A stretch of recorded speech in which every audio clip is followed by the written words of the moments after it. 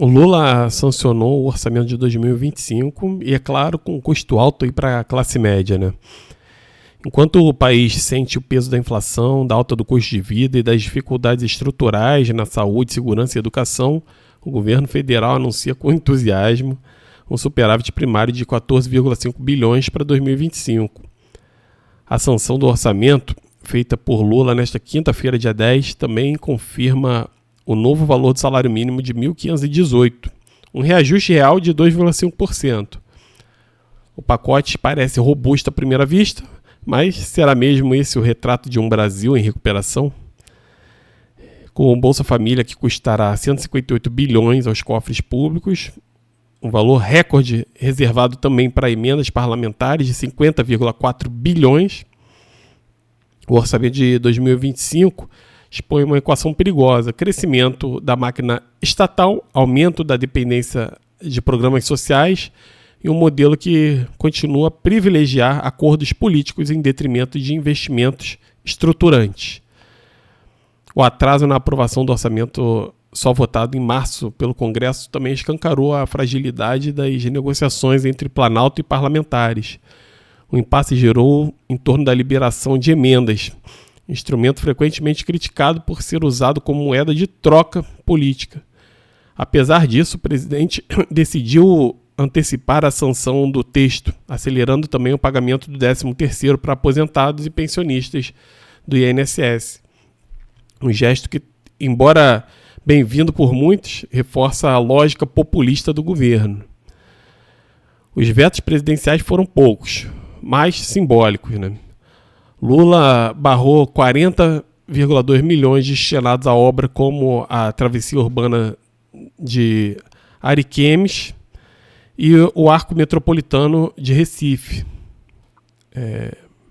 Também vetou 2,7 bilhões em despesas financeiras do Fundo Nacional do Desenvolvimento Científico e Tecnológico, sob justificativa de que os gastos contrariavam as regras das emendas. E a ciência e a inovação, mais uma vez, ficam em segundo plano, né? A composição das emendas parlamentares para 2025 mostra um país ainda submisso ao balcão de negociações.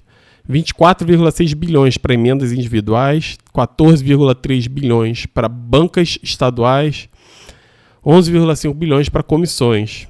Enquanto isso, as chamadas despesas discricionárias, que permitem ao governo algum nível de planejamento e execução de políticas públicas estratégicas, somam 170 bilhões, valor que, diante da complexidade do país, mostra-se tímido. Apesar da euforia com o superávit previsto, o Brasil ainda carrega as marcas de um déficit de 11 bilhões no ano anterior, sem contar os gastos com as enchentes do Rio Grande do Sul, né? A simples reversão do sinal das contas públicas não representa uma mudança no paradigma. Pelo contrário, o crescimento do superávit ocorre à custa do arroxo fiscal em áreas que poderiam dinamizar a economia e gerar uma autonomia para os cidadãos. O modelo econômico que sustenta o governo Lula continua preso a velhas práticas: expansão de programas sociais sem contrapartidas claras, aumento do poder de barganha dos parlamentares por meio de emendas e uma gestão que favorece o curto prazo em detrimento de políticas estruturantes. A obsessão por apresentar resultados contábeis positivos, como o superávit primário, muitas vezes ignora o debate sobre a qualidade dos gastos públicos. O fortalecimento de programas assistenciais sem investimentos proporcionais em geração de emprego, inovação e infraestrutura torna o crescimento insustentável e amplia a dependência da população em relação ao Estado. Além disso, ao concentrar recursos em negociações políticas, como o montante bilionário reservado às emendas, o governo sinaliza que o pragmatismo do toma lá da cá continua sendo a espinha dorsal da governabilidade. A tecnocracia cede espaço ao clientelismo e o futuro do país fica à mercê dos arranjos eleitorais. O resultado? Um orçamento que, apesar de equilibrado nas contas, revela um desequilíbrio profundo nas prioridades. Faltam políticas que empoderam a população pela via do trabalho, do empreendedorismo, da inovação. Sob Lula, o Brasil caminha para um Estado cada vez mais inchado, centralizador e refém de sua própria máquina política.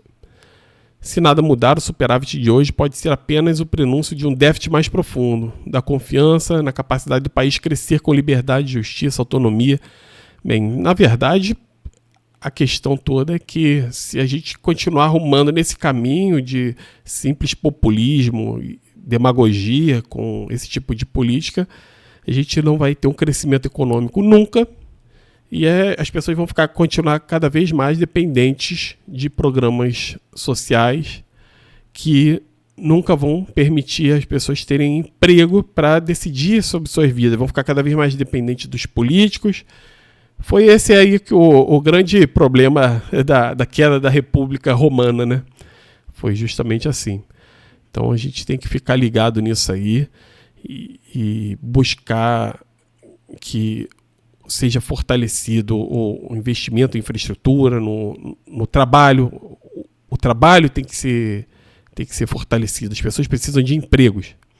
Por isso que no livro do Capitalismo Público eu reforço bem como que o Brasil pode ser uma grande potência econômica sem ficar caindo nessa armadilha do populismo, né? Então é isso aí. Até a próxima aí.